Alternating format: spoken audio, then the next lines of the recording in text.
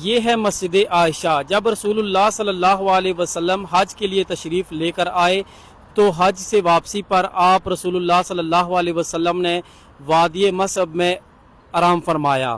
وہاں پر حضرت عائشہ رضی اللہ تعالیٰ عنہا نے رسول اللہ سے التجا کی کہ انہوں نے عمرہ ادا نہیں کیا، وہ عمرہ ادا کرنا چاہتی ہیں۔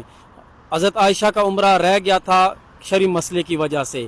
رسول اللہ صلی اللہ علیہ وسلم نے حضرت عائشہ کو بولا کہ اپنے بھائی عبد الرحمن بن ابی بکر کے ساتھ جائیں اور تنعیم کے مقام سے احرام باندھیں۔ وہ جو مقام رسول اللہ صلی اللہ علیہ وسلم کی قیام گاہ تھی، اس جگہ پر آج مسجد اجابہ بنی ہوئی ہے، اور رسول اللہ صلی اللہ علیہ وسلم کی پیاری بیوی یہاں پر آئی، تنعیم کے مقام پر وہاں سے احرام باندھا اور پھر عمرہ ادا کیا۔ بعد کی حکومتوں نے ان کے خراج تحسین پیش کرنے کے لیے ان کے نام سے مسجد بنائی، جس کو مسجد عائشہ کہا جاتا ہے۔ یہ حدود حرم کے سب سے پاس ہے، اس وجہ سے یہاں پر زائرین بڑی تعداد میں آتے ہیں اور یہاں سے احرام باندھ کر دوسرا عمرہ ادا کرتے ہیں۔ یاد رہے کہ جو بھی لوگ پہلا عمرہ ادا کریں گے وہ میقات سے احرام باندھیں گے۔ یہ جگہ صرف ان لوگوں کے لیے ہے کہ جو دوسرا عمرہ ادا کرنا چاہتے ہیں یا اہل حرم ہیں، وہ حدود حرم پر آ کر احرام باندھیں۔ جزاک اللہ خیرہ۔